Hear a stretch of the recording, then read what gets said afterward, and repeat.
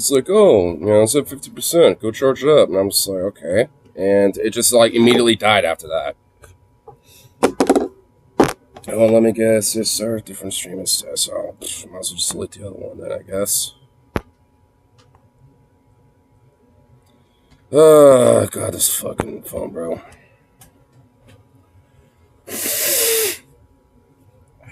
Fuck.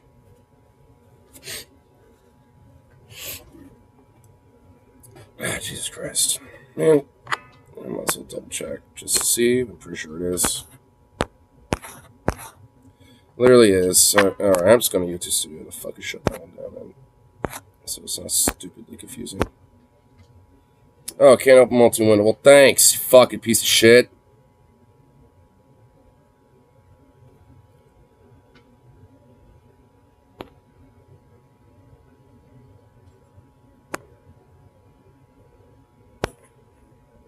I can't even do anything with it right now, seriously.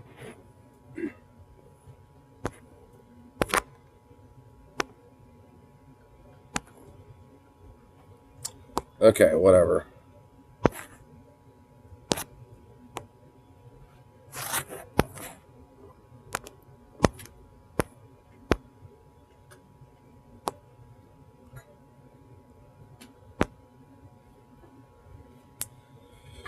Whatever, I guess there's now like a 2-minute stream and now this one. But fucking great. It's retarded, dude.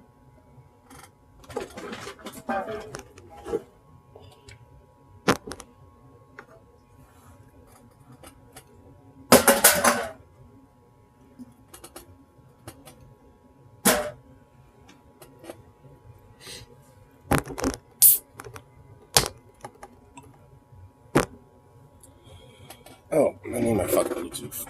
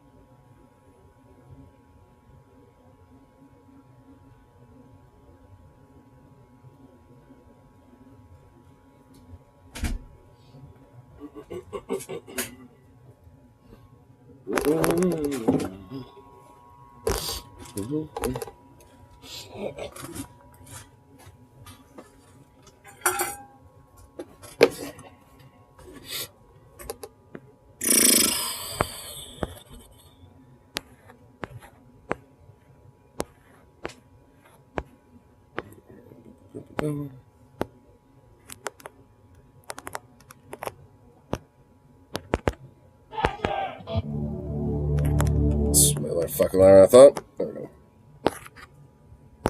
Oh my god, dude. Dude, everything is wanting to give me fucking problems today. That's just fucking great. I love it. Fucking love it.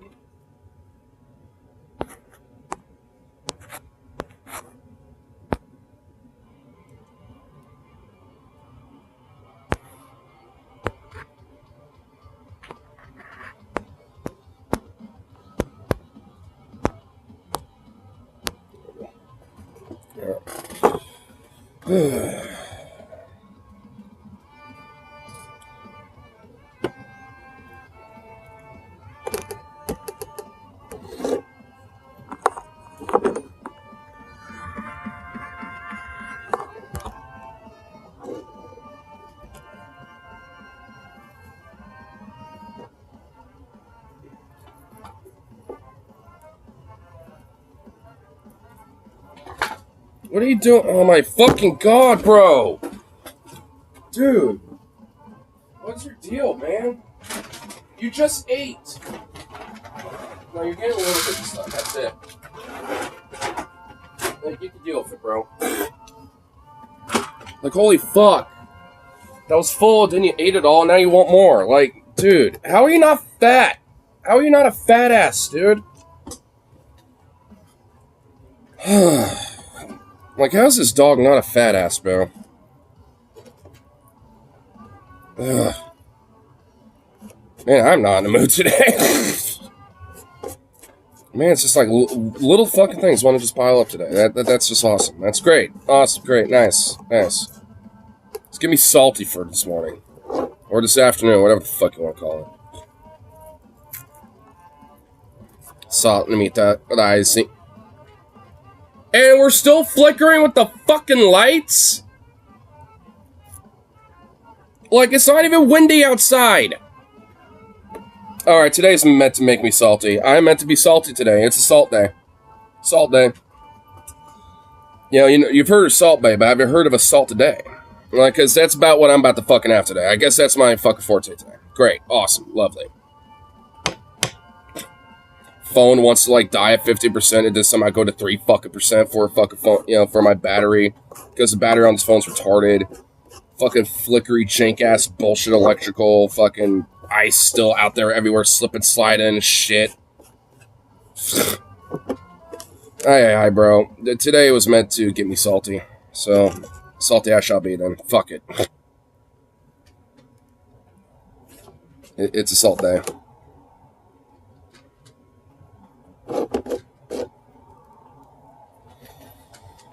Oh, yeah, fucking yeah.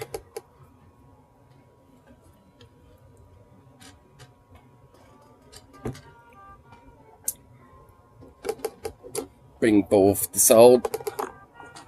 Bring both the salt.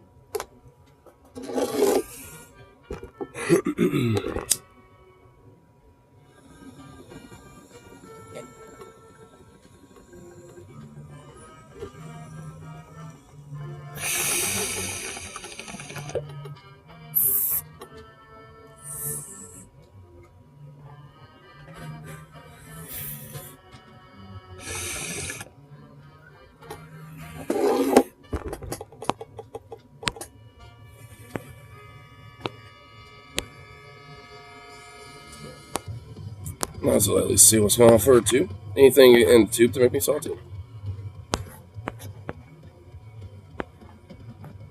Because I'm pretty sure there has to be.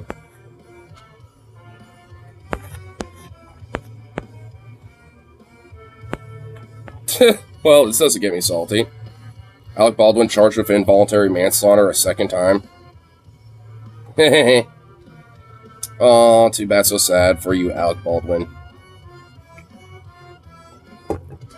You stupid, weird little fuck. Like, I mean, there probably would have been an instance where I would have felt bad for him if he actually just owned up for the fact that he killed somebody. But, nope. Somehow the gun just mysteriously went off. Which is honestly the most biggest insult to, like, anyone who has a basic understanding of firearms. Because of the gun he had, a single-action revolver.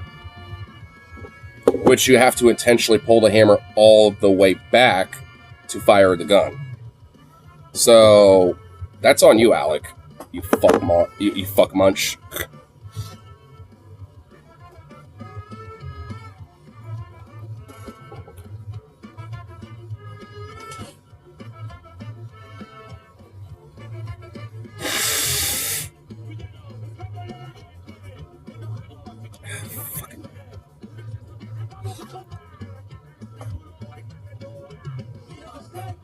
Where'd he go? Oh, he's over there. Over there being in the corner. Not surprised, to be honest.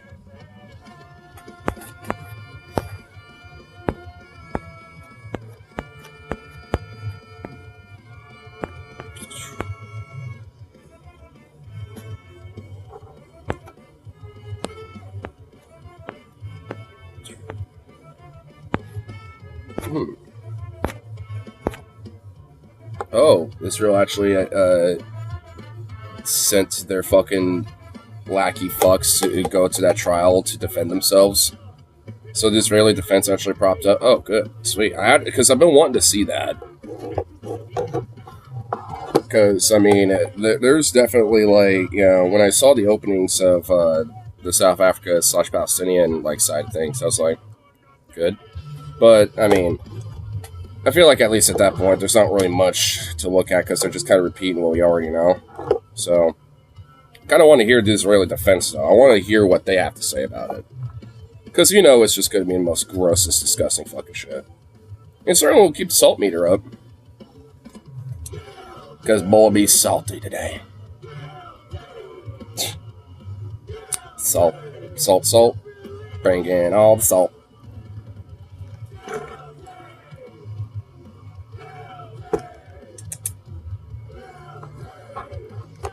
Well, this is karaoke night too, so that'll be fun. And I like how when my phone was at 50%, it went down to 3%, and now it's at 8% charging. The battery on this phone's retarded. Just stupid. Like, just fucking dumb. Like, I mean, how the... Like, how's my phone with... How's my other phone that was janked beyond shit... like, basically literally dying, and how did that phone have a better battery than this one? It's kind of annoying. Even though pretty much everything else about the phone's good, that's like the one downgrade is the battery doesn't last nowhere near as long. Which is disappointing. But oh well, whatever. As long as I just kind of keep it plugged in, like, you know, half the day, it's fine. I mean, the only thing that really eats up the battery life on it is Streamlabs. Like, all the other apps don't really eat it nowhere near as bad. So, it's like my brow specifically, like this brow specifically sweating. That's kind of annoying.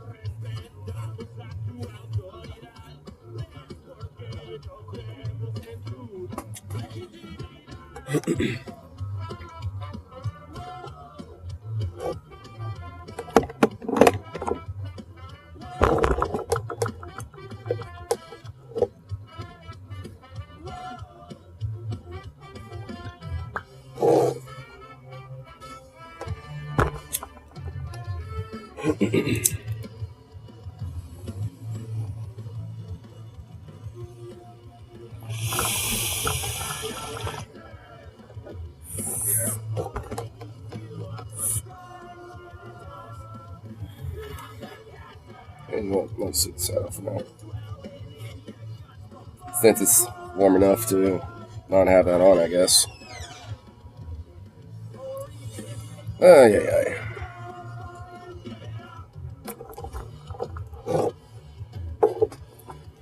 Okay, another bowl ready to go and all that stuff. There we go.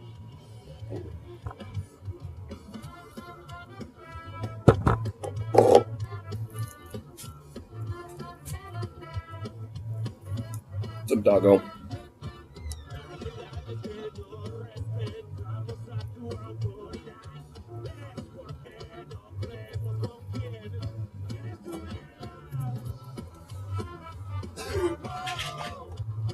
What? What are you doing now? What is it now, you little needy hoe?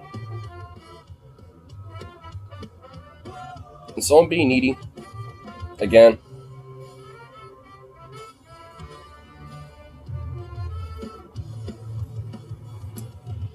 Oh my god, what a little prick.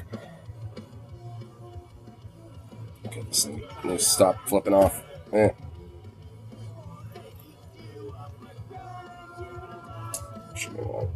I know what's causing that. Fucking hurts, kind of being in the way of it.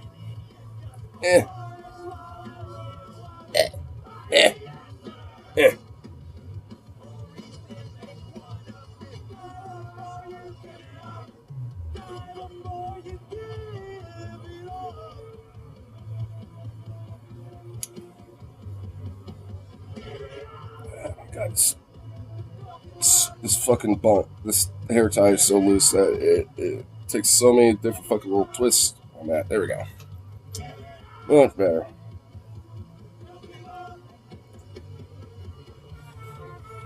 Alright, there we go. Now that should hopefully stay up. Now that at least it's above that hair tie. There we go. Yeah, that's way better. Now that at least like hooks up on that little hair bun and stays up with that. Salute.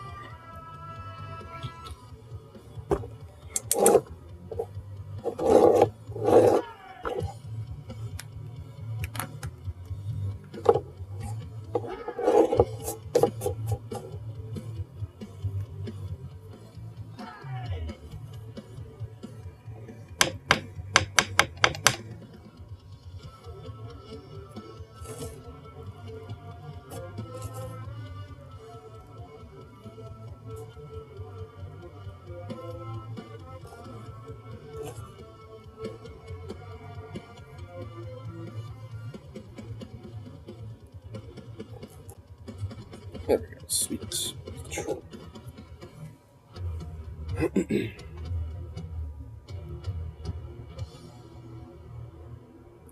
You walking back and forth over here is kind of annoying me. What is up? What is up, you goof? You big goober. Little turd. Boy be a little turd.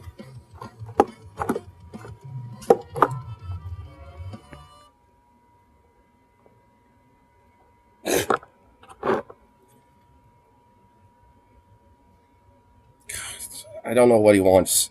He just keeps staring at me. I did just let you outside a minute ago. Do you need to be outside more? Is that what it is, dog? Oh, fine. I'm assuming that has to be what it is, because he's not asking for food or water or anything. Yeah, eat all that. Dude, you are... how are you not fat, you little turd?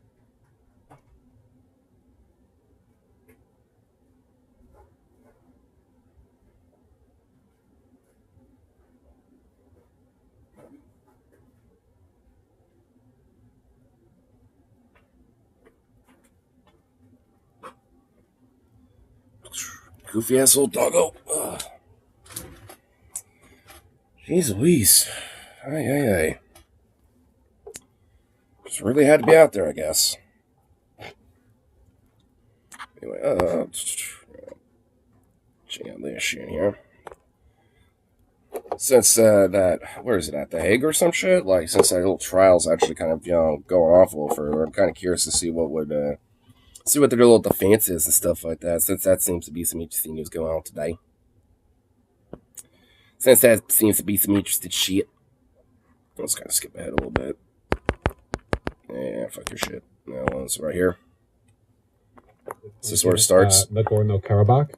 Recently? Like the most recent cleansing, or are you referring to a previous conflict? The court meets this morning to hear the state of Israel present its single round of oral argument. Get ratioed in the dislikes. Let's go. Oh, shit. Oh, damn, I wonder what those dislikes are for. Are they for, like, pro-Palestinian people being like, fuck you, Israel, boo? Or is it, like, Zionists and Israelis being like, fuck you, the rest of the world, boo? I'm kind of curious about, like, who's disliking that one.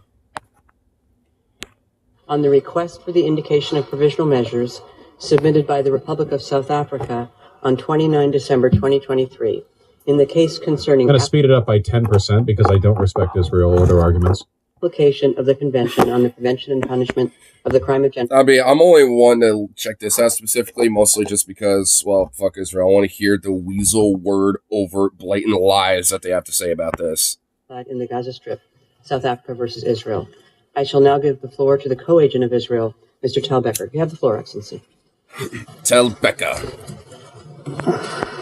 Oh my god, these guys look like literal, like, ghoulish, like, demons from hell. Like, what the fuck?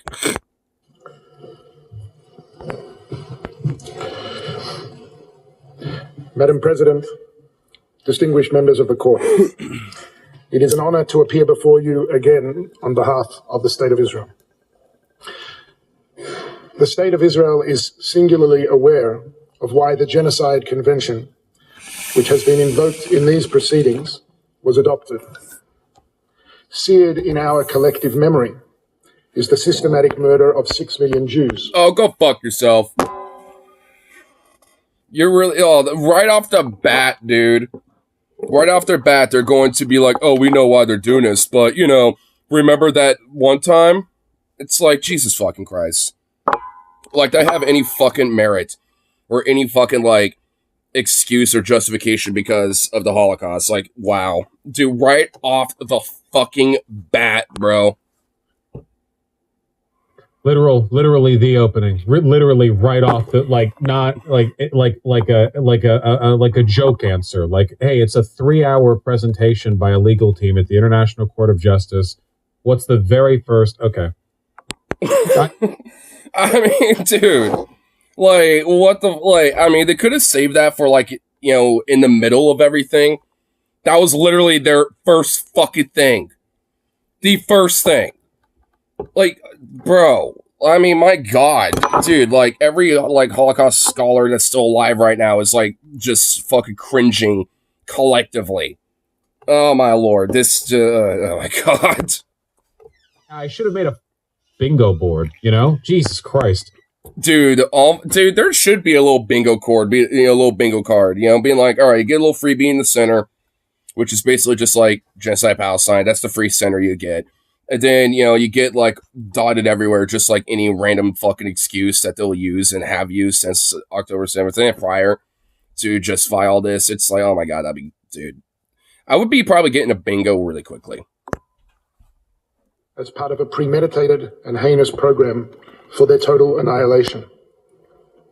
Given the Jewish people's history and its foundational texts, it is not surprising that Israel was among the first states to ratify the Genocide Convention without reservation. Which is why now they, pretend that it doesn't apply to them and genocide Palestinians, thinking that, oh, well, we were genocided and we were without hesitation pushing this back when the UN was formed. And so that means what we're doing is actually okay. Like, they're straight up, like, honestly, like, kind of, like, flopping it for Israel right off the bat, dude. I love this. Oh my God. Like, yeah, if that's the case, then that means there's more of a reason to fucking call your ass out and stop your fucking genocide, you fucking psychopaths. That would probably be it. Especially if you're one of the First Nations to, like, push it and, pass this resolution, like, in the UN and stuff. Maybe that would probably, I don't know, give more of a reason to call your ass out. But, okay, go off, you fucking unhinged kings. And to incorporate its provisions in its domestic legislation. I was. Oh my God, someone actually did make a bingo card. The free space. Oh my God, dude, this is awesome. All right, let's see. Palestine never existed. Oh my God, that's one of them. It's in the law is anti-Semitic. Oh, they're gonna say that. It's self-defense. That's definitely gonna be a thing. Where's the second Holocaust? That's not really happening yet. We're fighting against genocide. That's probably something they kind of like inferred it, honestly, so far. Wait, where's the... Oh, they don't even have it on here. It's not even on here. You know what? This is not a true fucking bingo card. Because, like, using the Holocaust to defend this shit is not, like, things Israel say that. Yeah, like, it's not even on there. It should be on there somewhere. Ceasefire is bad. Oh my God. Blood libel. All these would fucking work. There needs to just be, like, another layer down below. There needs to be, like, one more layer or something. Because, I mean, it's like bingos, add like another vertical layer. I don't know. Like, there needs to be a few more things on here, honestly. I don't want to do all this. It's just... For some, the promise of never again for all peoples is a slogan.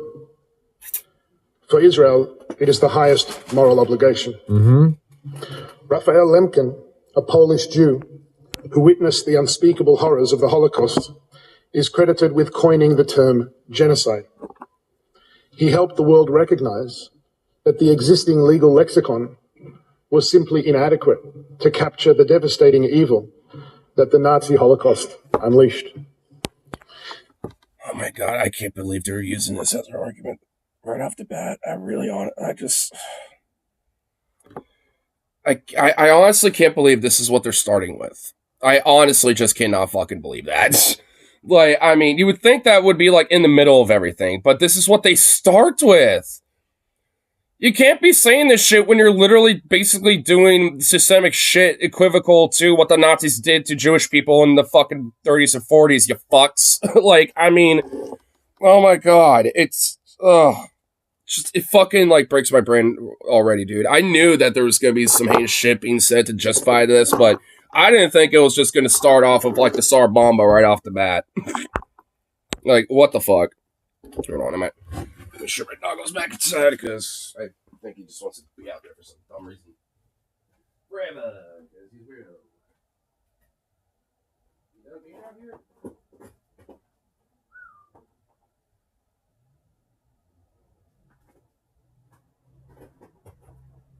Yes, he's not. Just wants to hang out outside. Whatever. Oh, no, I thought I heard him come back. Oh, no, now I'm hearing him come back. Oh, now you want back inside. Man, make up your mind, doggo. Goofy thing. Boop. Applicant has now sought to invoke this term in the context of Israel's conduct in a war it did not start and did not want. A war. Didn't want, huh? Yeah, sure, buddy. Yeah, it says like literally every administrator in the Israeli government pretty much like overtly calling for like every drop of fucking like sand, in Palestine to be dripping with the fucking blood of every Palestinian. Like, fuck off. Really? Oh, and didn't start it either? Really? Really just going to just pretend that like the whole like whole Israeli state project has just not been a fucking thing up until this point, I guess, mysteriously. Really? Oh boy. Israel is defending itself against Hamas. That was one on the bingo. All right, now they're going with the usual spiel. Now it's like, we're defending ourselves. We're actually going to liberate them from Hamas. Now they're going to do this fucking bullshit. Here we go. Oh, how much do you want to bet that they're going to say the International Court is defending Hamas? Oh my God, I swear if they do that. Oh! Yes. Palestinian Islamic Jihad and other terrorist organizations. I've noticed how they really had to specify Palestinian Islamic Jihad. Like, not just Islamic Jihad, Palestinian Islamic Jihad. Curious how they had to weave that in there. No bounds. Notice how this has literally nothing to do with the claim whatsoever. The claim is you're committing genocide, whether or not you started the conflict or wanted the conflict or anything. Like, it's completely irrelevant. Suffering in this war, like in all wars, is tragic. This is literally just cry-bully shit, which is typical fascists anyway, and also very fucking typical of like, really any far-right, ideology. And Zionism and a lot of the Israeli government are nothing more than just hardline Zionistic fascists. Like, so they're just basically using the cry bully, oh, woe is us, we're the victim, no matter what type of fucking manipulation tactic shit. I mean, that's just what it is. It's just cry bully fucking bullshit, like, fucking persecution complex garbage. Like, that's all this was going to be, but man, like, they are doing everything to just, like, try to get everyone's bleeding hearts out for this one right off the bat. They're trying to, like, fucking manipulate people's emotions right off the fucking bat. Like, that's just, honestly, that's why they started with, like, well, genocide happened to the Jewish people one time, so that means, it's like what we're doing is actually defending ourselves. Like, I mean, so they're just trying to fucking, play with people's emotions. It's just cry-bully fucking manipulative behavior. It is heartbreaking. Which is, see what I mean? Which is very typical of fucking fascists and Zionists alike, since they tend to go hand in hand. The harsh realities of the current... Hear that fake voice waiver? It is heartbreaking. You're right there. Do you hear that? Sorry, I doubt the sincere, I guess, like, emotional involvement of a person on here to defend his country against charges of genocide. Especially considering, like I said, it's cry-bully manipulative shit. Like, if anything, the Israeli government and these Zionist hardcore motherfuckers have pretty much mastered the cry-bully shit. They like taking every, hint and, and tactic from the Christian playbook and just, like, have, like, expanded on it tenfold. Like, because these motherfuckers that, like, just will straight up muddy any fucking water, justify any possible fucking heinous criminal action that they do against Palestinians and journalists and innocent civilians alike. And just basically be like, we could do it. That Holocaust at one time. We're Jewish, so we could do it. Which is just frankly offensive to just Jewish people everywhere, as far as I'm concerned. Because, I've said it before, but like most Jewish people around the world don't like this and they hate this, and it's fucked up. Like, hence why there's a lot of like Jewish organizations and groups, out there protesting Israel. Like what are, it's like if they're not Jewish, then what are they? Just like somehow like mysteriously trying to psyop the Jewish people or something. Like, because that just seems like you're getting into anti-Semitic conspiracy theory shit at that point. Like, because, and honestly, Zionists, as much as they want to try to, like, you know, be the arbiter of the Jewish people or some shit, they're unironically, like, pretty fucking anti-Semitic about doing it. Like, pretty anti-Semitic about it. Well, is it his country? Because No, frankly, they are. I mean, like, Zionism, you know, in a lot of ways does kind of go hand in hand with anti-Semitism, too. I mean, not all the time, but, I mean, there's a lot of these hardline right-wing fucks that will basically, you know, use implicit, kind of like, if frankly, just like, whether they know it or not, anti-Semitic fucking talking points about this shit. Because the idea is that it implies that, like, oh, they're, you know, like, Jewish people are somehow, like, unique, you know, in comparison to everybody else. And thus it kind of fuels the idea that, oh, you know, like, you know, oh, they must, you know, be the chosen stuff, you know, people, and thus, you know, they might rule the world, blah, blah, blah. Like, it's just a fucking, you know, like, implicit foundation of, you know, a lot of these, you know, JQ anti-Semitic trope bullshit.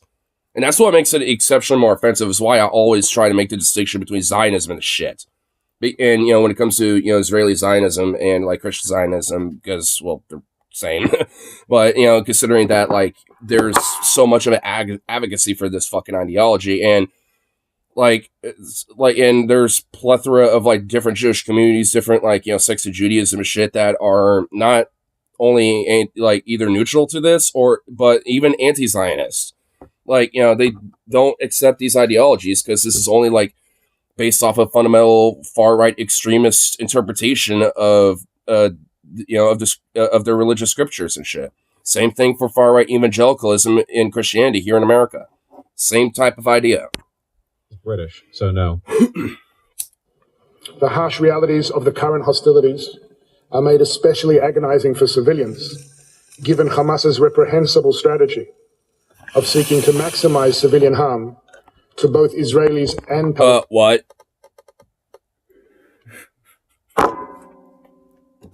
They're just going to be saying everything, are they? What? Who's bombing the fuck out of Palestine right now, doing maximum collateral damage, trying to... What? This... You can't make this argument anymore, bro. This ain't 2014. Even as Israel seeks to minimize it. But as this court... That was also on the bingo card from earlier.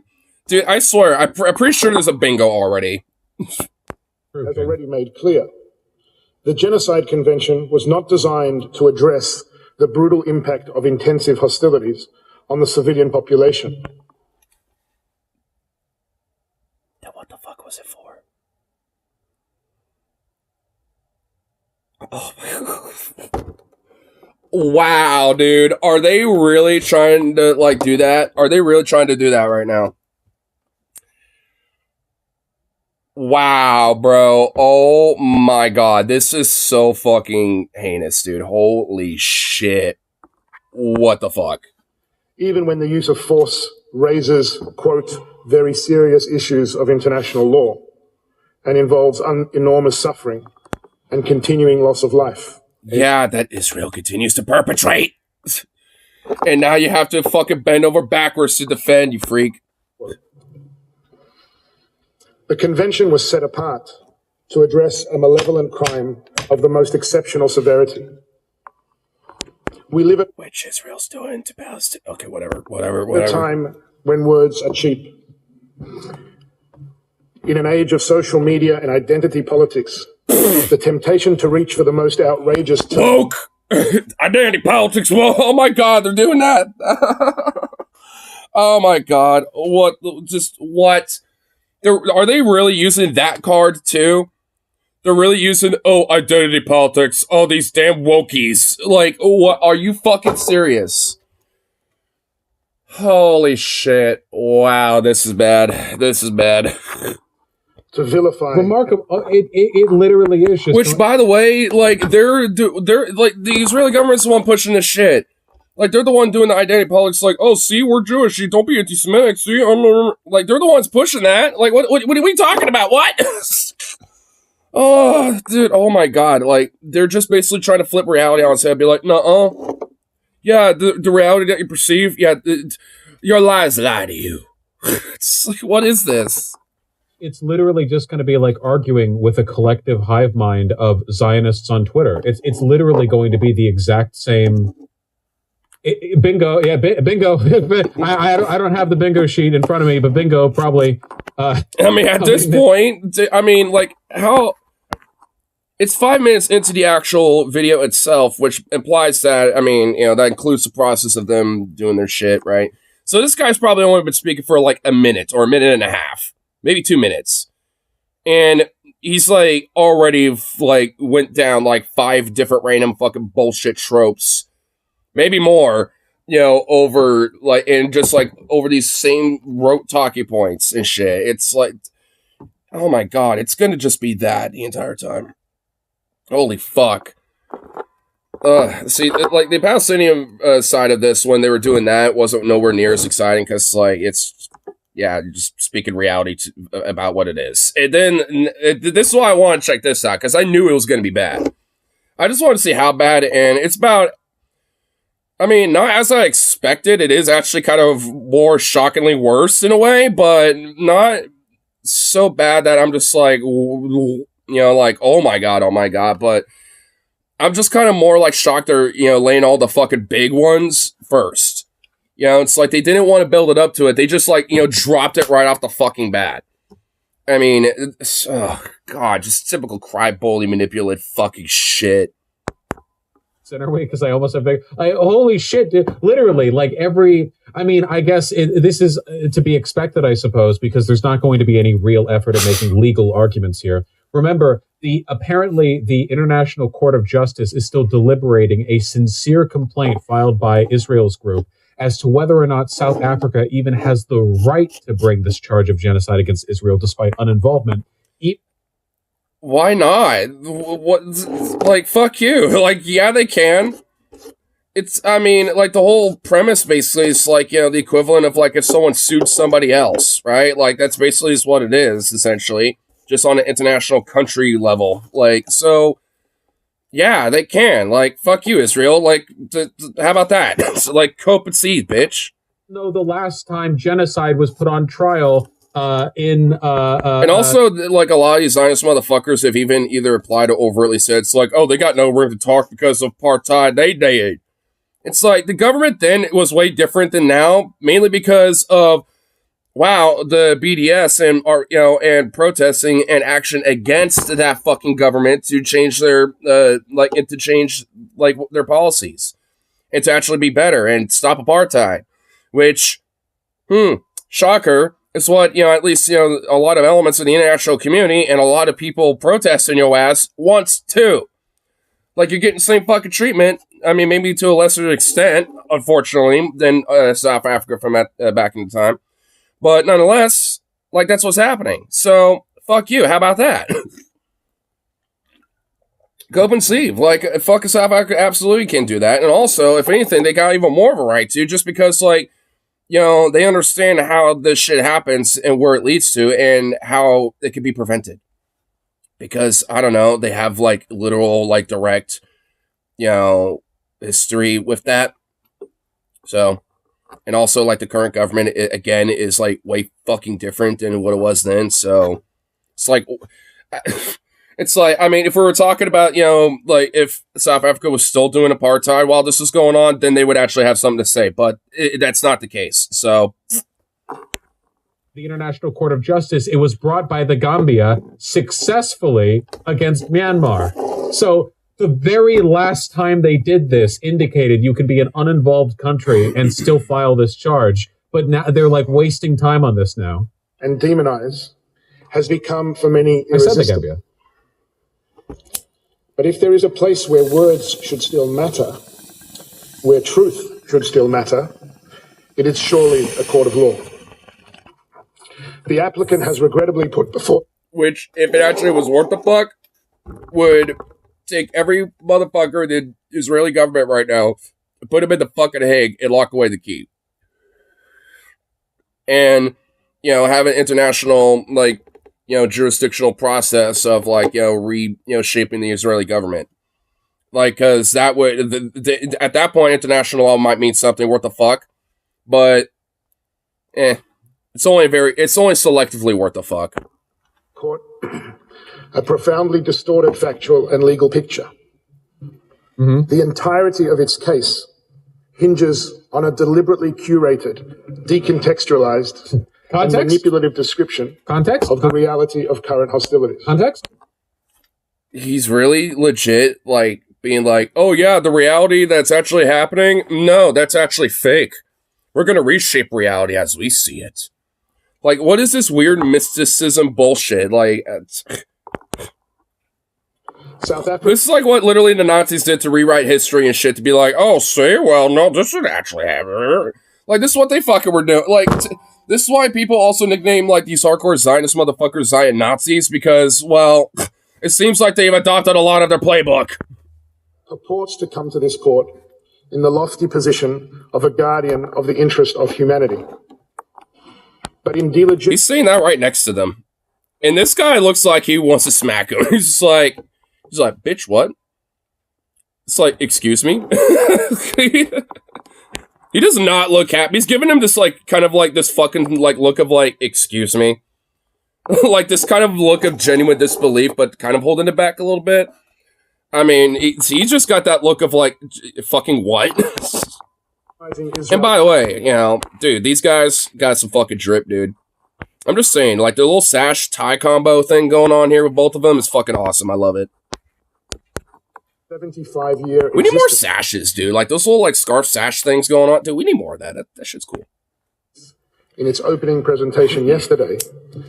By referring to the Nakba. Zionists consider it to be, like, anti-Semitic to point out the Nakba, the thing that objectively happened that they did. That broad commitment to humanity rang hollow. Especially considering the fact that there's literally a name for it.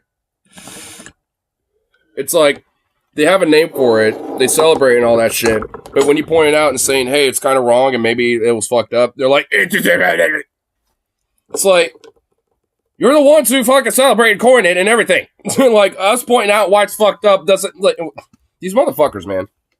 Like, straight up, where'd that little Toka Boka go? Like, they're just, like, straight unhinged psychotic. Where did the Toka Boka go? I found it. There it is. Come here. Come here. Yeah. Yeah. And in its sweeping counterfactual description of the Israeli-Palestinian conflict, it seemed to erase both Jewish history and any Palestinian.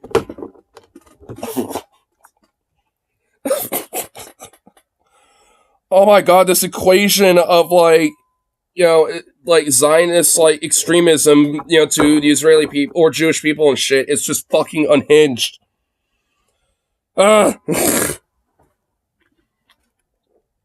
Like, what, like, how is, like, you know, calling out a genocide against Palestinians trying to erase Jewish history? Like, see what I mean? See what I mean? How, like, this is weirdly, like, implicitly anti-Semitic when they make these fucking arguments? Because, like, they're trying to paint the idea of, like, oh, well, calling this type of shit out must mean that you're trying to, like, do some bigger, sinister, grand conspiracy to erase Jewish people and stuff. And then thus, like, opens the door to these, you know, fucking, you know, like, argument stock points where fucking Nazis will come and be like, oh, see? There is something to it. You know, like, it's just fucking, like, just utter anti-Semitic rope fucking trash garbage, dude. Ugh. God, it's so fucking gross. Agency or responsibility. See, the Palestinians actually asked for the Nakba. Oh, speaking of, Lonerbox recently put out a really great video responding to, I think the YouTube channel's name is Traveling Israeli, where Lonerbox went into, like, the details and some of the, like, nitty-gritty historical facts of sort of like early Zionist Arab conflicts. It's interesting. You should watch it. Indeed, the delegitimization of Israel since its very establishment in 1948.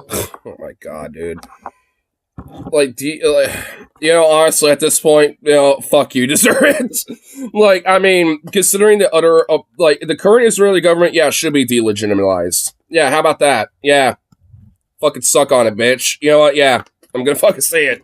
Like, the current Israeli government as it stands now should be delegitimized. You know, like, especially on the global fucking stage.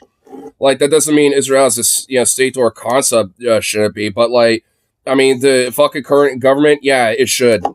until they fucking change and like have a mass reformation, in their government about this shit. Because if not, then yeah, honestly, at this rate, yeah, they should be delegitimized. Fuck you. How about that? Submissions You fucking egghead little schmirky asshole fuck. sounded barely distinguishable from Hamas's own rejectionist rhetoric. There you go. Anyone got a bingo yet? Yep. Oh my god, more of this shit. More equating all these fucking like criticisms of the genocide. Well, just Hamas though. Like, aye. They pretty much have done everything but say the International Criminal Court is fucking like, saying they're supportive of Hamas. They pretty much have done everything but that at this point. Saying the Nakba happened is being Hamas. It's like being Hamas. You're Hamas now. Hey, bingo. Woo! Can you imagine watching all 3 hours of this? Glad I'm not that crazy. It is unsurprising, therefore, that in the applicant's telling, both Hamas's responsibility for the situation in Gaza and the very humanity of its Israeli victims are removed from view. The attempt to weaponize... They're not, what? No, they're not. Oh my... Dude, this fucking detached, weird, framing of reality, which doesn't even, hold true to anything, is just psychotic. Oh my god. Man, yeah. It's like, I'm not watching all of this because I ain't that fucking crazy, but holy shit, dude. Because, I mean, I would have my brain melt, by the time, I'd be done this, let alone fucking 3 hours of this shit. Genocide against Israel in the present context does more than tell the court... I don't hear it. Oh my god. Man. There's not... But that's whatever. Yeah. Just rewriting reality. They're not even trying to rewrite history. Well, they're doing that too, but they're also just overtly rewriting reality. There's a lot of fancy words the South African people brought, but I didn't hear no condemnations of Hamas and all that fancy talk. And it does more than empty the word of its unique force and special meaning.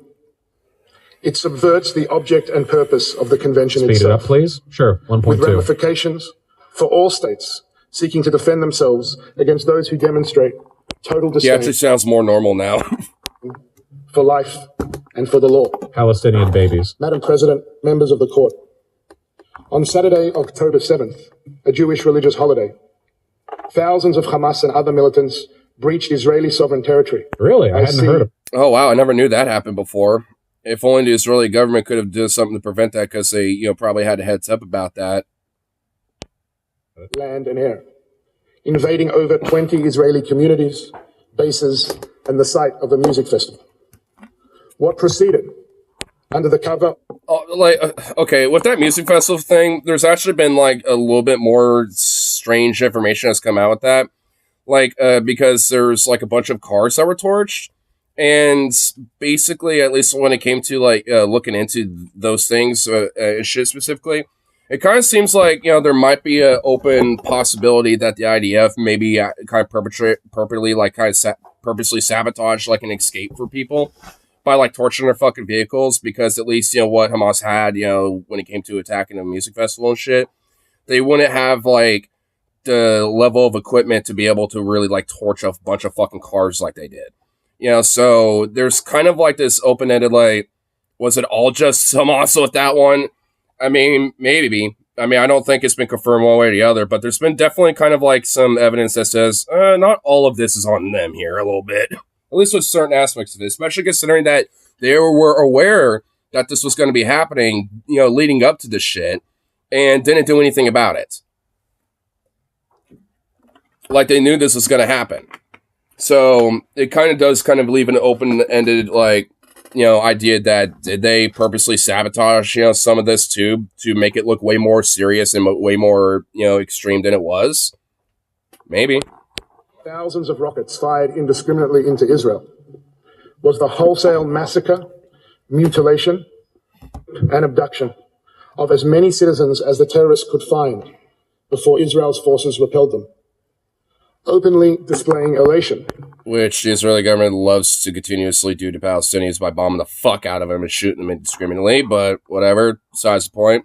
Gotta just hyper-focus on our version of 9/11. What would it be, like 10/7? They tortured Remember children in front of 10/7? parents and parents in front of children, burned people, including infants, alive, and systematically raped and mutilated scores of women, men, and children. All told, some 1,200. Remembering how we don't have a full knowledge of how many Israeli civilians were killed by the IDF, because the IDF engaged in a panicked crossfire and fired shells into areas occupied by Hamas without fully knowing whether or not there were hostages present. Meaning it's very possible that some number, almost certainly some, possibly significant number of Israeli civilians were directly killed by the IDF. And then they cleared up all those burnt up cars and moved them, almost like to make it harder to, I don't know, take a look at the attack site. I don't know. Yeah, well, so even Vosh is aware of that, too. I mean, like, which, obviously, considering all the fucking weird speculative shit and all the fucking heinous acts that Israel has done anyway from the get-go that we do know about, it is certainly openly possible that, they did purposely, sabotage some of that shit. I didn't know about them moving that shit, to be frank with you, so that's new to me.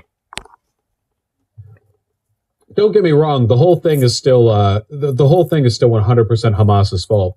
If you attack a country and kill a bunch of civilians and, like, in the crossfire more die, that's still the fault of the terrorists. Just that the IDF has been at points remarkably opaque. Demonstrate. Yeah, because there's one thing to have, like, a retaliatory, like, clap back over some shit like that, but then it's another thing to just, like, excuse a whole fucking genocide, it's still going on and going to keep going on for the rest of the fucking year, at least as it stands for right now, over it. There's definitely a major fucking difference. Because if they spent like a day or two being like, all right, we're sending special forces to take out some of these Hamas guys and shit, especially the ones who specifically were related to the attacks and shit. If they did that and that was it, then whatever. I probably wouldn't really give that much of a fuck about it. But of course, no, that's not what they did because they're pieces of shit. Their nonchalance towards civilian casualties, but also their unwillingness to be critically examined for their behavior. 100 people were butchered that because day. They want more blood for the blood of God. More than 5,500 maimed, and some 240 hostages blood for abducted, blood God, including infants, entire families, persons with disabilities, and Holocaust survivors. Some of whom... outside of Holocaust survivors, you pretty much have been bombing the fuck out of Palestinians, who are just like that too, you shit. It's been executed, many of whom have been tortured, sexually abused, and starved in captivity. Like a bunch of Palestinian men who've been captured as hostages and shit by Israelis who've been paraded around in the fucking street pretty much naked and stuff by the idea, stuff like that. Like, this is just empty word bullshit to me. Like, yeah, like, these things have happened by Hamas and shit, but, like, at this rate, it's fucking empty words. It's like, yeah, you could, cry about that all you want under the fucking sun, but it doesn't excuse and doesn't deflect away from the opaque, overt genocide that's going on in, Palestine. It just doesn't. Like, you could say Hamas bad all you want, because, yeah, they're bad, but it doesn't excuse any of this shit. Which again, I've also noticed that they have not, like, actually, like, done anything to really defend the claim of genocide outside of just like, well, Hamas bad. Or, just deflect to be like, well, Jewish history. Like, they pretty much have only used those two things, which aren't defenses. Those aren't, like, a defense against the claim. It's just like trying to tug at fucking heartstrings, and that's it. Did they actually make, like, some sort of defense here? And we'll skip a little bit. Okay, it's just a bunch of rant bullshit. We'll skip here, I guess. Well, does he actually, like, try to make a defense or something? Mosques, UN facilities, schools. UN facilities. Inside the skulls of children. Just remembering when, they went out to Al-Shafa Hospital and they were like, this is the epicenter of Hamas control. This is like the thriving. So, no. I could already tell what he's talking about. So he's saying, like UN facilities, schools, hospitals, blah, blah, blah. They all harbor Hamas, so that's why we had to bomb them. Like, so, if anything, they're enforcing the point of why, the claim of a genocide should be, given to them. Because, if anything, they're not denying it.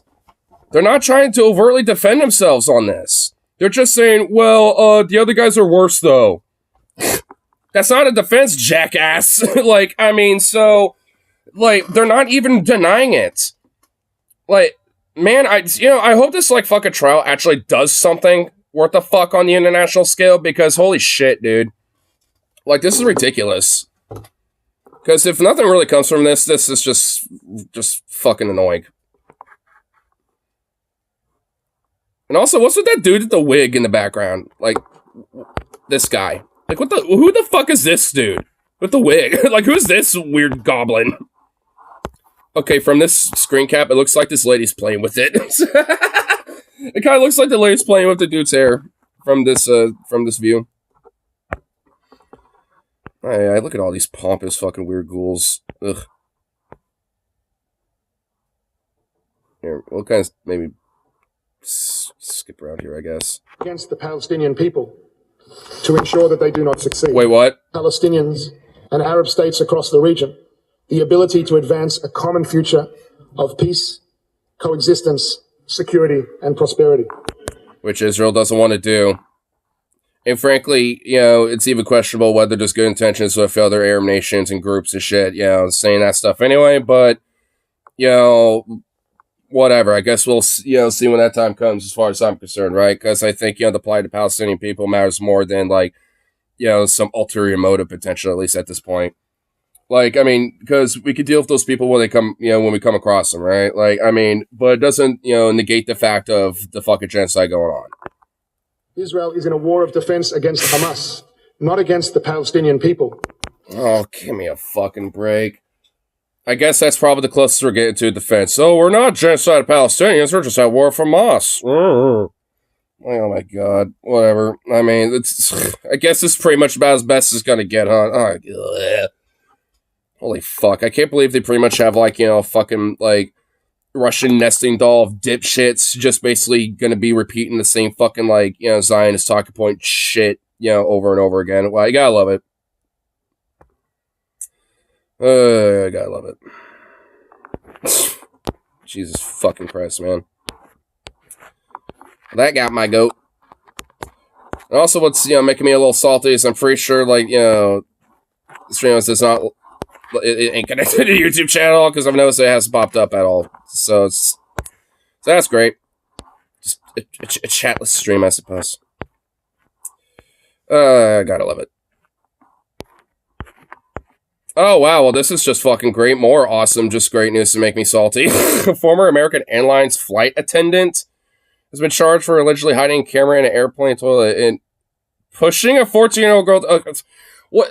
How in the motherfucker like that basically just get, like, a fucking, like, camera and or a job like that? I feel like there needs to be some extra, like, checks and balances in place. Like, I mean, and it's...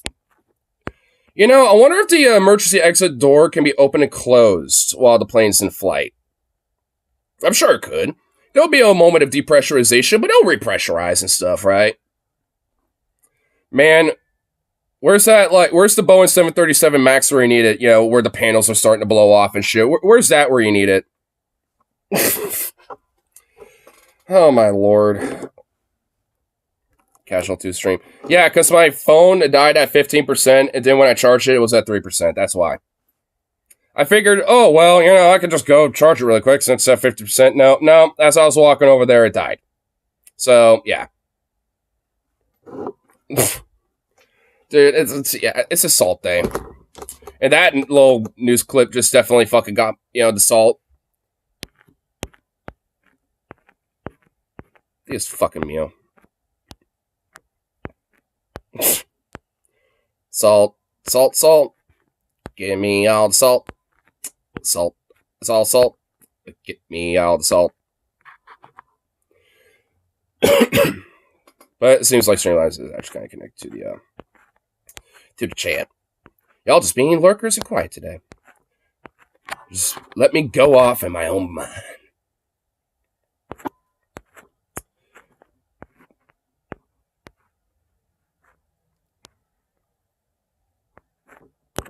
So let's see what other little things going on for today.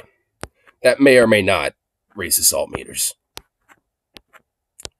Which doesn't seem like that much, at least compared to. You know, I know secular talk will always have at least a little something. Let's see what our boy is doing today. Let's see what he's got for us. Good old cow, lesbian softball coach. What you got for us today? Yeah.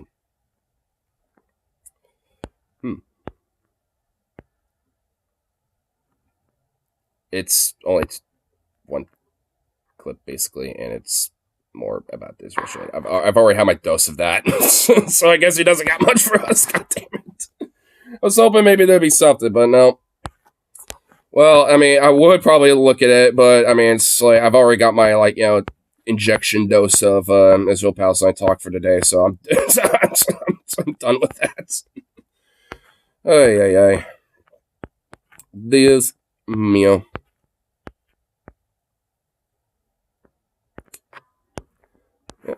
What about David Doll? I haven't checked out all my little Kanakistani.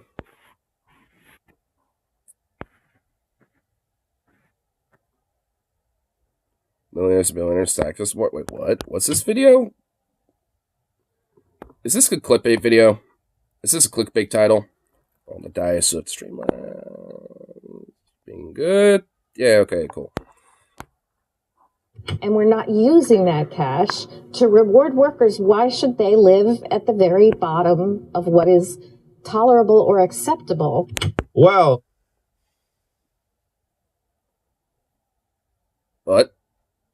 Okay, my ears just perked up.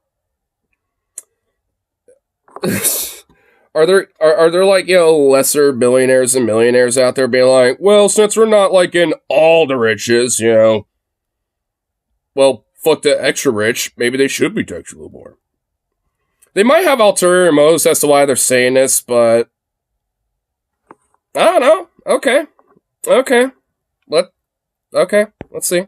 this survey is pretty interesting. It appears now that it's not just the average person that believes the wealthy are not being taxed enough, but it is also, in fact, the wealthy themselves, the millionaires and the billionaires that are saying we must be taxed more.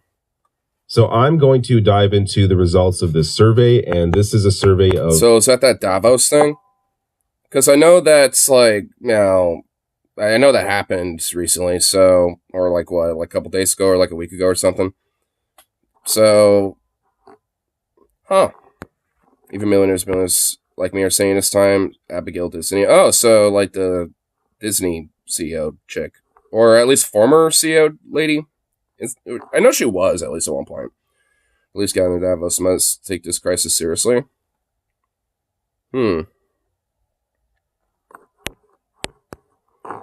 Wealthy individuals... I have some thoughts, but I'm going to hold on to it. Across the world, not just North America. I think if it was just North America and, let's say Europe, I think it would be maybe a different number here, a different result.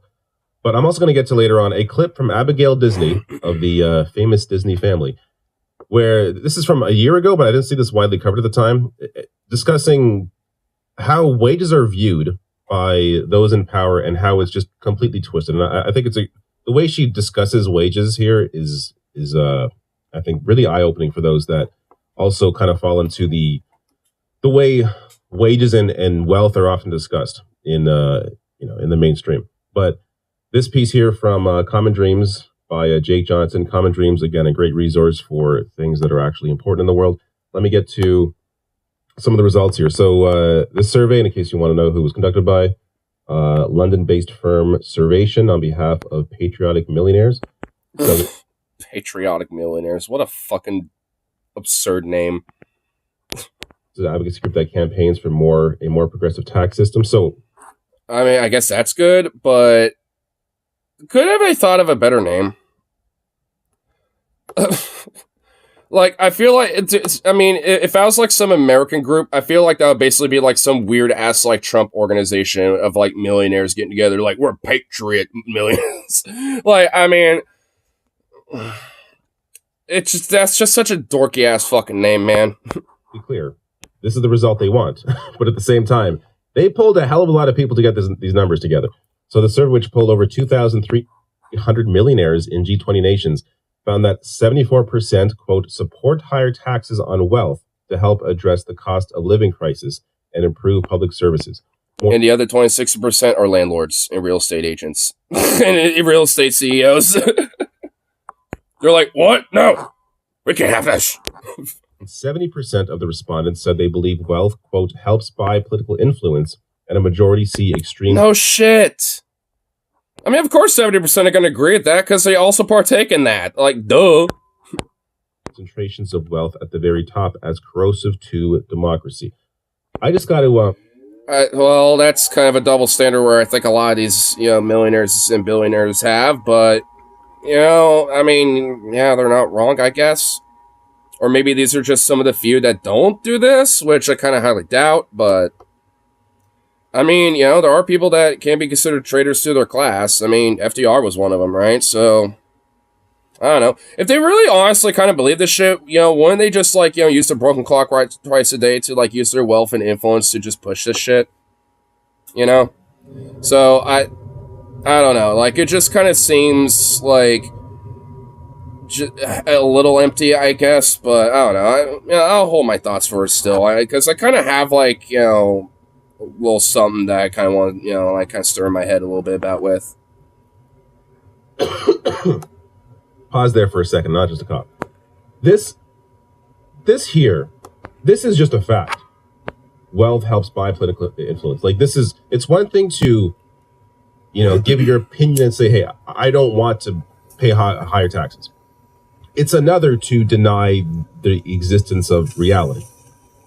Wealth, of course, helps buy political influence. Now, maybe it's possible this number is only 70% because other countries, that's less of an issue than it is in, again, North America and Europe. But Princeton... I guess that could be a possibility why it's 70% too. There might be... Jesus Christ, why is that link huge? But, I do think it could a possibility is that maybe some of these other millionaires and billionaires, at least for the other 30%, maybe come from countries that might have actual genuine, stricter policies about that, where they can't actually buy influence. Maybe at least not directly. They probably have more indirect means, potentially, but maybe they can't overtly directly themselves. But, I don't know, I feel like the 70% that said yes, it can, are just being honest with themselves about that. I'm doing it, baby, bro. Going to work, and then after that, doing my little karaoke bar situation. Why did it pop up there first, and then it okay, whatever. Oh, now it popped up. Public opinion has near zero impact on U.S. law. Does public opinion affect the political process? Gillens and Page. That sucks. Well, I mean, going to the karaoke bar doesn't, but at least if it's open, hopefully it is. Number of Americans for or against any idea has no impact on the likelihood that Congress will make it law. The preferences of the average American appear to only have a minuscule, near zero, statistically non-significant impact upon public policy. But the one thing that does have influence, of course, is money. And in America, I would say that's even... They're going to live it. Yeah, I'll stream it. To greater degrees because of the amount of... corporate money in politics. Actually, some people at the bar have noticed I've been doing that, and they actually are like, oh, cool, sweet. They've actually been encouraging me now. It's like, okay, I'll just do it every time I go there then, I guess. But this is still the case just generally, in terms of the kind of company that those in power or those who are wealthy keep, and it's often, again, with those in power. It's the opinions, it's the people that politicians are around, in most cases, who they're talking to. Whether it's closed-door meetings, whether it's fundraisers or events to raise money for their campaigns. This is the company that they keep. Those in power, those that have money, even if they don't mean, even if they have a clean heart, a clear mind, they really want to work on behalf of the average person. If you are around people who have power, if you're around business leaders all the time, if you're always speaking to the Chamber of Commerce, you're going to have a certain perspective on issues, or at least in some way be impacted by that company that you keep. So that is just a fact. Now, which is also kind of why, even when it comes to progressive leaning, or just really any politician that is out there to generally like at least initially represent the constituents and then basically get neutered by the system. That's honestly kind of partially why, because they even if they don't necessarily get bought themselves, like they just get absorbed into the like that normal like culture around the fucking system, and. Yeah, I guess I'll kind of mention what's become, what I want to kind of like put my thoughts in on this, honestly, because like, if there are even at least like some billionaires out there saying like, yeah, we should probably tax more to redistribute that for like public housing, and shit like that, and raise wages and things, like even if they're kind of starting to see the writing on the wall of this is also, like I think, a correlation, at least to an extent, to such a high sense of like like urgency to have kind of like a third way, so to speak, or at least like, third party or something that isn't the same fucking duopoly reciprocal bullshit. So, and this is why especially grinds my fucking goddamn gears when these vote blue no matter who or vote red no matter what fuckers, constantly, shove that down the goddamn throat. Because like, I mean, like no one's buying that fucking bullshit anymore.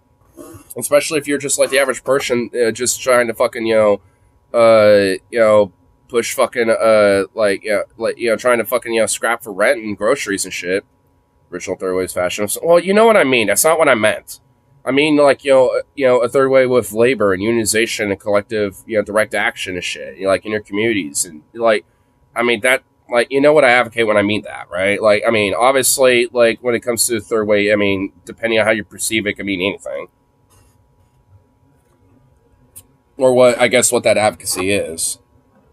But obviously that's not what my advocacy is.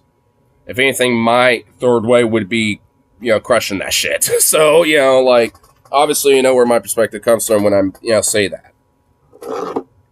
But, and like, cause if there are like some out there that are willing to be at least a little bit more open, to, these ideas and shit, of like being able to like have these type of things. My thing is like, why not use this pressure to like, especially when it comes to electoralism and all this other shit, for more of this like direct action and at least like voting down ballot instead, and on local affairs and shit, instead of repeating the same goddamn bullshit of just like, well, I'm just gonna have to suck it up and just like take the whip and fucking just vote when it comes down to it. It's like I said, doing that shit. Like, use, this fucking, like, political energy in a positive, way that actually has an impact on people. And, because then that applies more of that fucking pressure to these type of millionaires, especially ones that might be a little more sympathetic to us, right? So it's like, and especially considering money and politics in this fucking country, you don't think they might at least invest, a little bit, into, these politicians to say, hey, raise some taxes here and there a little bit, do this and that a little. Just to kind of lighten the, pressure valve, because, yeah, it might be incremental, but at least there's some fucking progress being made with that because of it pressuring the system with it. Like, because, at a certain point, they want, they don't want that pressure valve popping off, so it's just like, like, and if it's at a point where even they're starting to fucking recognize this shit, then, it's like, that energy needs to be coalesced and fucking, and, try to pressure to put the, and pop the valve off. Because they're going to want to release it before that happens. And that would be a good thing. Well, diving a little more into some other data here from this same survey. Is extreme wealth concentration a threat to democracy? Yes. It, of course is. We're seeing some of the result of that. I'll get to a quote in a minute here from Abigail Disney. But on this, 54% agree, 40% disagree. Which, they're dumb. As Abigail Disney is quoted in that survey saying, throughout history, pitchforks were the inevitable consequence of extreme discontent. But today, the masses are turning to populism, which is on the rise throughout the world. So just pausing there for a second. This also shows me that Abigail Disney is, if you've seen her before in interviews, and again, we'll get to a clip of her. This is somebody who actually means well, who understands. I mean, I don't really know too much about her, to be frank, but I think she does seem like she's actually kind of, astute in history a little bit. It seems like she actually kind of understands some, like patterns in history, and it's like, well, That's probably not good. If things continue to get worse, for the lower classes, and more wealth is attributed to the top stuff. The end result when the valve pops off, probably not good. She probably honestly, is at least student enough in history to recognize that. So yeah, I mean, I think maybe like I said, I don't know too much about her, but I mean, I'll at least give a benefit of doubt and take David's word for it, because if that's the case, then honestly, it's just like, why not just like use the system to fucking better it at that point? Like, since you are a wealthy person that can do that, I mean, maybe she does, but I don't know. Like, I feel like you could kind of use the broken system to like work outside the box, so to speak, at least while you have those rules in place the way you do. Like, obviously, those rules also need to change, but hey, while they're broken like it, take advantage of it. That's kind of what I say. It's like, if some of these, rich fucks, generally do kind of believe into some of this shit, then fucking put your money where your mouth is and bribe some of these motherfuckers with better shit. Instead of being the same status quo fucks. I mean, shit. I mean, because, like I said, I think, if there was, more of a threat of that pressure valve popping off, they probably will. The very next electoral cycle. So it's one of those things where it's like, you put more pressure on, politicians in the upper class and the elites and shit, then, the more they will cave, because at the end of the day, they care about their bottom dollar. And if that means, well, I guess we have to get taxed a little more, then they'll take it. They don't want to see, like, their heads on pikes. You know what I mean? Like, they don't want that. What people are going through, actually cares. But also, on the other side of that, I think she also understands that the continued separation between the wealthy and the poor also ultimately is not going to end well for the wealthy. Again, as she quotes here, it was pitchforks, and it may still be pitchforks, but you're seeing already that extremism come up. And of course, the extreme gap in wealth is a major piece of why people feel so out of their mind when it comes to trying to figure out why their situation is so dire. Going on to say here, we already know the solution to protect our... What?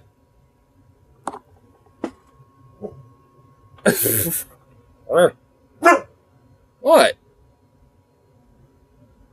Excuse me.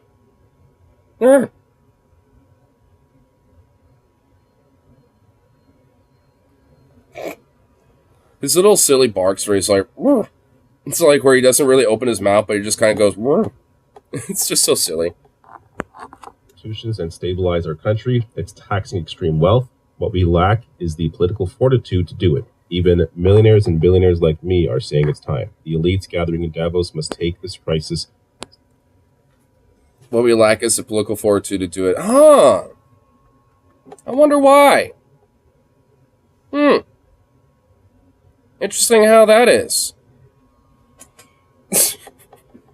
I wonder if it's like the same rote, electoralist beatdown bullshit where, like, we just want to, like, continuously, play that fucking card every election year, instead of, like, using his political fortitude to coalesce that energy into something more productive. But, I don't know, maybe that could probably be at least one major variable to it. I don't know. Probably. But who am I? I'm just like a fucking creature. Seriously. Now, I want to show you, let me just show you the, up here, shows you the countries that were polled. So, the percentage of population with more than 1 million in G20 countries. So this is... What? You can take a look here yourself. But this is also... I like how Argentina's 0.2%, but that's probably going to jump really quickly with Malay in there. Australia, 3.53. China, 2.8%. Part of that's probably because every now and then they, trim the hedge. Quite literally with that. 4.85% of the U.S. Is there any that are bigger than that? No. Of course, the U.S. is the one with the highest percentile. Of course it is. Where a lot of these millionaires that were polled are from. So they're not just polling again from, North America and Europe, which I think would give a different result in that poll. And here's some more of the data. So to what extent, if at all, would you support or oppose a 2% tax on billionaire wealth? That has a 75%. I mean, it should definitely be more than that. Net support, keeping in mind that, of course, a lot of those polled are not billionaires. They are many, I would say most of them likely were millionaires, but they do support that wealth tax. And then going on to say, to what extent, if at all, would you support? And only 11%, say no, they don't support it. And then there's like a 12% that are like neutral. They're like, I don't care really either or. I feel like that's probably mostly millionaires because it doesn't really affect them. So, I mean, I'm pretty sure that's probably where that percentile comes from. But, I mean, maybe there's a couple billionaires and then they're like, I got so much wealth, it wouldn't matter to me. Or oppose a 2% tax on wealth if it was implemented across different thresholds. So a 2% tax on households with more than 100 million US. That is supported by 69%. Hey. A 2% tax on households with more than 50 million, 66%. And a 2% tax on households with more than 10 million, and that is at 58%. And all those, like, I mean, for such a little, like, tax, I mean, considering how much money, like 10, 50, and 100 million would be, that's still a lot of money. So, I mean, like, like a basic fucking, like, tax system that can, it's like, hey, a 2% tax directly going into, like, funding public housing or some shit like that. Something like that would go a long fucking way. Like, legit. Like, I mean, especially as it accumulates over time. So, I mean, like, I don't know. Like, I mean, I think, there's, like, something, to use as, like, kind of foundation and maybe help, like, push, things through via either, like, local state direct ballot initiatives or, like, even on a national level. I think, considering these numbers, I think there might be, like, something, to being able to, like, really help revitalize a lot of, like, these issues, just, via taxes and stuff. Because at least if this is the case, then, like, then at this rate, it's kind of what I'm thinking. It's like, what the fuck are we waiting for then? If there are even millionaires and billionaires that are saying this, at least, a handful of them out there. And, like, obviously the average populace, saying this for a long time, then, like, the political fortitude needs to be there and the energy needs to be there, which, to me, I think a lot of that, will be coalesced via, like, unionization of labor efforts, since that's kind of been a growing trend as for the last couple of years. So, I mean, to me, I think, honestly, this kind of gives me a little sense of hope that despite, whatever adversary we have, for 2024 as a result, I mean, there's at least legit, some light at the end of the tunnel with this type of shit. But the political fucking fortitude and the will needs to be pushed into this fucking, into this, like, energy and into these fucking efforts.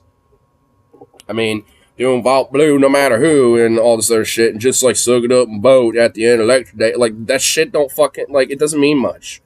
At least, unless you fucking back it up with something like this. Now, again, we don't have the breakdown on how many of, or what income each of the respondents fall into, but largely here you're seeing those who are at least making over $1 million or have $1 million, not including their home, agree that a wealth tax is necessary for to properly address inequality.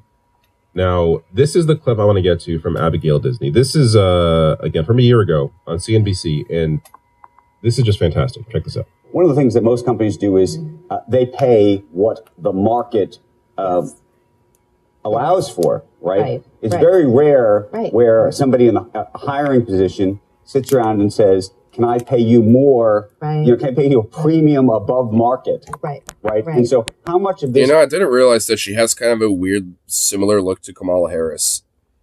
She kind of... she kind of has, like,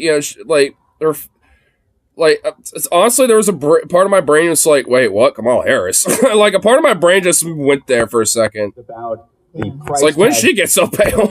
That Disney pays versus the price tag that people are paying, for better or worse, in Orlando, for example. The problem with relying on the market too heavily for figuring out what you should be paying people is the market is in a state of near collusion around the idea of what you pay hourly workers. I mean, it is everything short of collusion in the sense that if I go to McDonald's, if I go to Wendy's, if I go to Amazon, if I go to a lot of places, I'm going to get something. Wendy's? Did she try to say Wendy's? Did she try to say Wendy's but said Wednesdays? What? The same range. But isn't that because that's the what market? The market decided. Right. But the market has also decided that there has to be these huge rewards for shareholders, huge rewards for management. There's so much cash floating around in American businesses today. Right. They're so profitable, and we're not using that cash to reward workers. Why should they live at the very bottom of what is tolerable or acceptable in the public eye? I just don't understand. I know and I get it about cost, but labor isn't a cost. These are human beings that work as your partners in creating those profits. And if they're your partner. Yeah. So far, I don't disagree with what she's saying at all. I mean, like, the cost is like like our products and like, the maintenance of, like the business itself or the factory or like, and like maintenance, like, and the equipment they use, like all that shit. Like, labor isn't a cost. It's like an investment to help make the profit. Like, I mean, the less of them, the more costly it is. At least, like, that's what it should, be considered. But, it's not just because, the main thing that is affected is the maximization of profits of shareholders and thus, including the CEO and everyone else besides, that are at the top.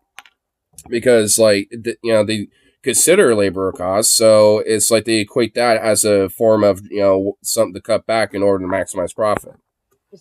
How are they different from management, and why are we not thinking differently about keeping them with you? And I mean, the difference is they actually do work. and giving them livelihoods. I love how Abigail Disney here reframes the conversation around the market. And I'm going to go further on that. What is the market in terms of, who decides what wages are? The market are corporations. They're deciding how much you should make for what you do. Why should that be why should the market be the deciding factor? This is why there needs to be higher minimum wage laws or laws for higher minimum wage, but also, even more importantly, unions. So I was about to start saying something about that, but yeah. This is part of the reason why unions are so important. Because when you have an actual... Like, the highest, rate for, like, union membership in this country and shit was during this time. But, well, look. When it came to shareholder income, it was a lot more equal. It never was, like, literally, like, 50-50, but... Yeah, interesting how that works. Huh, wow. Now it looks like a fucking, like, Pac-Man being like... And curious how it's during the 80s when that shit really, popped off. I wonder who it was at fault for that.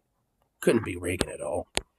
There are people working together to fight for their own rights, setting standards for what is acceptable in the workplace. That raises income for everyone, even those not in a union, because that union now is part of that market deciding what people should be paid in the market. As you see, and I've shown this a million times. So if you watch my videos, I'm sure you've seen this a million times. But this is from the the Economic Policy Institute. As union membership declines, income inequality increases. So as union membership dropped since the 1960s here, really 1950s, you see the share of income going to the top 10% increasing. Because workers in this scenario have less say. Because they have less say, who has more say, who makes more money? Those shareholders. Yeah. Those running the show. When you include the voice of Master Puppets in the market, I'm singing that song now. It's a lot more even. This is, this story is great. It's great to see this because it does eliminate a talking point for politicians. The talking point that those that work hard deserve to make what they make. Well, they disagree with you. So you can't keep using that argument. And honestly, I hope this gets a little bit of widespread recognition, and hopefully maybe even Onion Nuggets talks about it a little bit. Like, because this is, like, legit, like, you know, kind of damning, I think. And I'd be kind of curious to, you know, hear what, like, DJ or Paul might say about this. Because, like, wow, shocker. It's like, you know, taxing the rich and reinvesting that wealth into, like, you know, the bottom half of the fucking lower classes and shit like that. Like, wow. Shocker. It actually benefits people across the board, including said rich fucks. Wow. Curious. Who would have thought that? But it like this one survey is not going to change things. Ultimately, power still lies with the workers. Ultimately, it's still. I meant to show this too. Ultimately, the power of unions is still the most important piece of all of this. This just helps to eliminate a talking point. Yep. But this as well. It's worth showing this. So the gap between productivity and typical workers' compensation has increased dramatically since 1979. So as productivity increased, especially, wow, shocker, you know, shortly before Reagan started taking power, it meant very little for how much people were making. Again, and this really speaks to, and it still doesn't, largely the lack of unions during that time as well. See, 1980, the massive drop off. Thanks, Reagan. Meanwhile, income to the top 10% increasing. So that's also a big piece of it. But again, this is it's great to see this. It's great to see that those that must be taxed also agree that they must be taxed. But it's going to take the now, if only maybe they'll invest some of that, you know, wealth, you know, to maybe, I don't know, taxing themselves. And maybe kind of helping out, you know, pushing some of that political fortitude that, you know, Abigail Disney was talking about. That'd probably be a good idea. Just probably.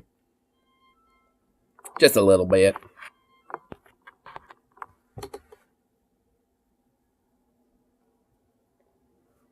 Man, that phone's gonna just keep going on. Anyway, here, let me do a little time check, see what time it is. Yeah, it's about 3:22. Yeah, going off for an hour and a half, plus like the 2 minutes I was going on like earlier before my phone died. So I guess an hour and a half is some change. It's a good little morning. A little more stream. Time for bed. I wish. Take a nap. Then just get up, get ready for karaoke and all that shit. Yeah, that'd be nice.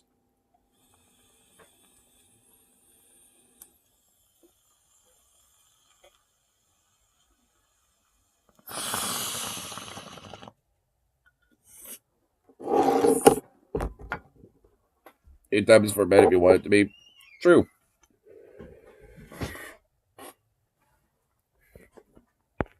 But anyway, now let's get myself finished up, getting ready for work and all that stuff, which I'm pretty much kind of ready to go. But yeah, just say fuck it and go to bed. Just wake up and I have like, you know, 10 missed phone calls from work and other people. You know, oh boy, yeah, you know, I don't want to deal with that. So nah.